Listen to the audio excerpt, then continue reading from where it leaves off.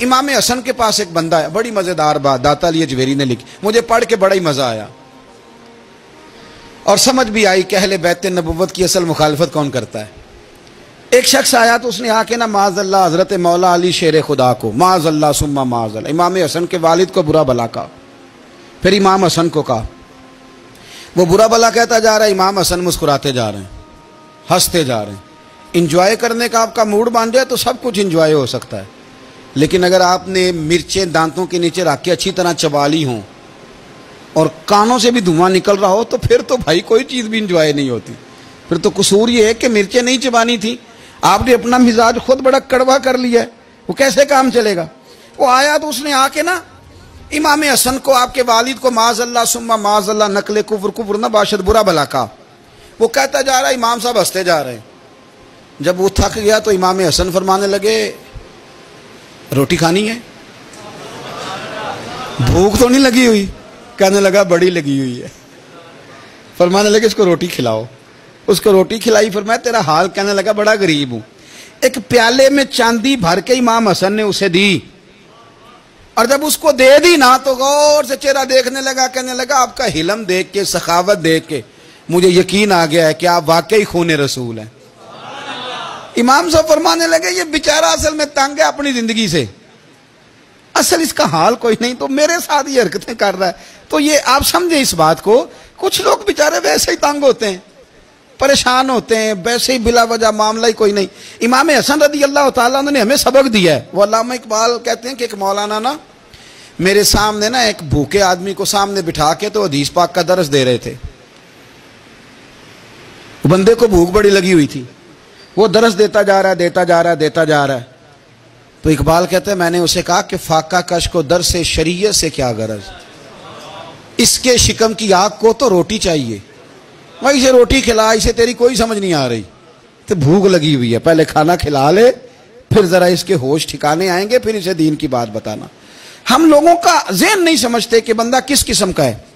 سارے ہی صحابہ حیا والے تھے، سارے ہی اکرام والے تھے، پر حضور سید عالم صلی اللہ علیہ وسلم کی پیاری زوجہ حضرت عائشہ صدیقہ رضی اللہ تعالیٰ عنہ فرماتی ہیں کہ میں حضور کے گھر میں پردے کے پیچھے دیکھ رہی تھی، نبی کریم آرام فرمائے تو حضور کی نا تہمت مبارک پنڈلیوں سے ذرا اونچی ہو گئی، پنڈلیوں سے ٹخنوں تک مرد کا چھپا ہوا ہو تو وہ جائز ہے، اس سے نیچے ننگا نہیں کرنا چاہیے، اوپر اس سے ٹخنوں سے اوپر، نیچے ہو بھی جائے تو خیر ہے۔ حضور کی پنڈلیاں نا تھوڑی سی چادر ہٹی ہوئی تھی، پنیاں کہتے ہیں ہم پنجابی میں، پنڈلیوں سے ذرا چادر ہٹ گئی، حضور لیٹے رہے آرام فرما رہے۔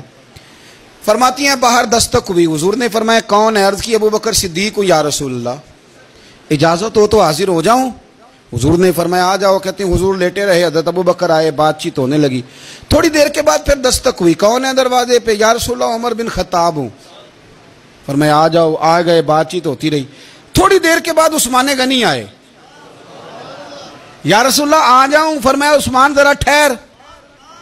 حضرت عثمان ٹھہر گئے، نبی کریم اٹھ کے بیٹھے، چادر مبارک پنڈلیوں کے گرد لپیٹی، اپنے کرتے کو سیدھا فرمایا، کہا عثمان آ جاؤ۔ تو عثمان آئے، بات چیت ہوئی، چلے گئے۔ سیدہ کہتی ہے میں نے پوچھا یا رسول اللہ عثمان تو بڑی ٹھنڈی طبیعت کا بندہ ہے، وہ تو بڑا میٹھا آدمی ہے حضور، کوئی جاہو جلال نہیں، کوئی بات نہیں، کوئی، وہ تو بڑا پیارا ہے۔ عمر آئے تو آپ لیٹے رہے، ابو بکر آئے تو آپ لیٹے رہے، تو عثمان؟ حضور فرمانے لگے عائشہ عثمان سے تو فرشتے بھی حیا کرتے ہیں، عثمان سے تو فرشتے بھی حیا کرتے ہیں، تو میں نہ حیا کروں؟ آپ اس بات کو سمجھیں، غور کریں کہ اگر ان کی طبیعت اس طرح کی ہے کہ وہ کہتے ہیں کہ وجود زیادہ چھپا ہوا ہونا چاہیے، تو نبی پاک نے ان کی طبیعت کا خیال کیا ہے، حضور نے ان کے مزاج کا۔ تو آپ کو نہیں پتا کہ ابا جی آپ کے کیا سوچتے ہیں، کیا چاہتے ہیں؟ آپ کو نہیں پتا آپ کے استاد کا مزاج کیا ہے؟ آپ کو نہیں پتا آپ کے مرشد کامل کی طبیعت کس طرح کی ہے؟ وہ کن باتوں میں راضی ہوتے ہیں، کن میں ناراض ہوتے ہیں، ہمیں سارا پتا ہوتا ہے، لیکن ہم چاہتے ہی نہیں صحیح کرنا معاملات کو۔ ہم اپنے وجود پر تھوڑا سا بوجھ ڈالنا ہی نہیں چاہتے، اپنی طبیعت کو تھوڑا سا تکلیف دینا ہی نہیں چاہتے۔ حضرت صدیق اکبر رضی اللہ تعالی، مالدار آدمی، کروڑوں پتی شخص، لیکن انہوں نے نا ایک موقع پہ پھر ٹاٹ کا لباس بھی پہن لیا۔ تو کسی نے ان سے کہا ابو بکر یہ کیا؟ فرمانے لگے نبی کریم کو میرے آقا کو غریبی پسند ہے تو ابو بکر غریب بن گیا ہے. ختم ہو گئی. جے سونا ہی میرے دکھ وچ راضی تے میں سکھ نو چولہے ڈاواں. ٹھیک ہو گئی بات. وہ جس حال میں رکھے اس حال میں راضی رہنا ہے. یہ جو مزاج ہے نا ہمارا کہ میں ڈھلنا نہیں چاہتا, میں بدلنا نہیں چاہتا, ہم تو غلام ہیں پھر بھی نہیں بدلتے. تھوڑا سا خیال کریں. میں کہا کرتا ہوں کہ اماں کو زیادہ نہیں ضرورت پیسوں کی. ہاں ماں تو ماں ہوتی ہے, وہ کو ریٹ لگا کے طرح سے پیسے مانگے گی. اماں کو تو بس اتنی ضرورت ہے کہ ماں جو کہہ دے جی کر دو. ماں کو تو اتنی ضرورت ہے کہ 2 منٹ رات کو بیٹھ جاؤ پیروں میں, اماں لا تیرے پیر دبا دوں, بھائی اتنا ہی کافی ہے. وہ کہے گی اوہ ہو میرا پتر بڑا چنگا. اللہ وہی انج دی اولاد سارے نو دے وے. او بھائی ایسے کر دے. وہ تو سویرے پورے محلے کو ابا جی کو کوئی نہیں ضرورت تیرے پیسوں کی. ہاں نا, ان کو تو ضرورت ہے. تو کبھی کبھی تو ان کو موٹر سائیکل پہ بٹھائے اور کہ ابا جی منڈی جانا تھا, میرا دل تھا کٹھے چلیں گے, آئیں ذرا پیار سے چلتے ہیں. کبھی ان سے پیار کرے, کبھی کہے ذرا کندھے نہ دباؤں. او یارو اس کی ضرورت ہے, نہیں ضرورت مرشد کامل کو کسی کے پیسوں کی. نہ, اللہ جانتا ہے جو کامل آدمی ہوتا ہے اسے ضرورت ہی نہیں ہوتی. اسے تو اتنی ضرورت ہوتی ہے کہ اس نے کہہ دیا سیانے بن جاؤ تو سیانے بن جاؤ. اس نے کہہ دیا نیک ہو جاؤ تو نیک. اس نے کہا ہے کہ آج آ جانا تو پھر, اور نہ یار کہاں ضرورت ہے تیری. میں اتنا ہی بڑا. ہم لوگ دوسروں کے بارے میں سوچتے ہی نہیں. بس میں مجھے سکون دو, میرے مطابق ڈھل جاؤ, میری بات کرو. اور نہ یارو میرے رسول کریم, میرے نبی رحمت سرور دو عالم صلی اللہ علیہ وسلم دوسروں کا خیال کرتے, ان کے مزاجوں کا خیال کرتے, ان کی طبیعت کا خیال کرتے, ان کے معاملات کو دیکھتے.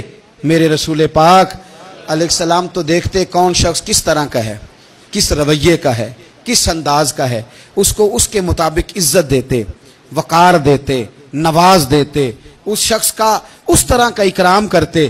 میرے نبی کریم صلی اللہ علیہ وسلم فرماتے ہیں میں نے معراج کی رات میں نے جنت میں ایک محل دیکھا. میرا دل کیا میں اندر سے جا کے دیکھوں, پر اس کے دروازے کے قریب گیا تو عمر فاروق کا نام لکھا تھا. فرماتے ہیں میں نے کہا عمر ذرا طبیعت کا سخت ہے. اس نے کہنا ہے قانون یہ ہے کہ پہلے اجازت لو پھر کسی کے گھر جاؤ. چلو ہم نہیں جاتے, عمر سے پوچھ کے چلے جائیں گے. گھر جو عمر کا ہے. نہیں آپ کو سمجھ آئی میری بات کی یار, نہیں سمجھے. جن کے قدموں کے صدقے گھر ملا ہے, اگر وہ یہ خیال کرتے ہیں کہ سامنے والے سے پوچھ لینا چاہیے, نہیں آپ نہیں سمجھے. او بھائی جن کے برکت سے وہ مکان ملا ہے, اگر وہ مزاج کا اتنا خیال رکھتے ہیں تو پھر مزاج رسول کا بھی تو خیال ہونا چاہیے نا. پھر مزاج سنو. پھر نبی کریم صلی اللہ علیہ وسلم واپس آئے. حضور نے بتایا وہ عمر تیرا مکان بڑا پسند ہے یار. میں اندر جانے لگا تھا, دروازے پہ حور بھی بیٹھی تھی, جانے لگا تھا اندر, تو وہ نا میں اس لیے نہیں گیا کہ عمر قانون کو بڑا پابند ہے. اس نے کہنا ہے کہ قانون تو اجازت لے کے جاؤ. حضرت عمر رو پڑے, عرض کرنے لگی حضور میں کہاں اور جنت کا مکان کہاں. مختصر سی میری کہانی ہے, یہ جو بھی ہے آپ کی مہربانی ہے. تو حضرت عمر رو پڑے. لیکن میرے رسول کریم صلی اللہ علیہ وسلم اب اتنا حضور خیال کرتے تو جناب عمر پتہ کون تھے. جرت نہیں تھی کسی مائی کے لال کی کہ عمر کے سامنے کھڑا ہو سکے. ہاں جس کے سامنے شیطان نہ ٹھہر سکے. نکل جاتا ہے شیطان بھی. لیکن صحابہ کہتے ہیں جب کبھی حضور کے چہرے پہ شکن آتی تو اتنا وجود ہم نے کسی کا کامتے نہیں دیکھا جتنا عمر کانپا کرتے تھے. کب کبھی تاری ہوتی تھی. وہ دلیر میں کہیں اور ہوں, یہاں تو میں غلام ہوں, یہاں تو میں نوکر ہوں. دعا منگیا کرو سنگیو کتے مرشد نہ روس جاؤ. رو پڑتے. اور طریقہ کیا ہوتا, زمین پہ کونیاں رکھ کے نا, کونیاں گھٹنے. اب میں آپ کو کر کے کیسے دکھاؤں, حدیث صحیح میں موجود. یہ کونیاں زمین پہ رکھ کے نا, جیسے بچے نہیں چلتے, کونیاں دونوں زمین پہ حضرت عمر رکھ دیتے اور یوں کونیاں رکھ کے تو یوں ہاتھ باندھ دیتے حضور کے سامنے. نیچے کونیاں اور ہاتھ باندھتے اور پھر روتے. جب حضور ناراض ہوتے تو کسی اور سے ناراض ہے نبی پاک, عمر سے نہیں, تو یوں دونوں ہاتھ بچھا دیتے, یوں ہاتھ باندھتے اور کہتے رضیت باللہ ربم و بالاسلام دینم و نبینا محمد صلی اللہ علیہ وسلم. یا رسول اللہ میں بڑا راضی ہوں کہ اللہ میرا رب ہے. حضور میں بڑا راضی ہوں, حضور میں بڑا راضی ہوں کہ اسلام میرا دین ہے. و محمد نبیم و رسولہ, اور میں بڑا راضی ہوں کہ اللہ نے محمد کو نبی اور رسول بنایا.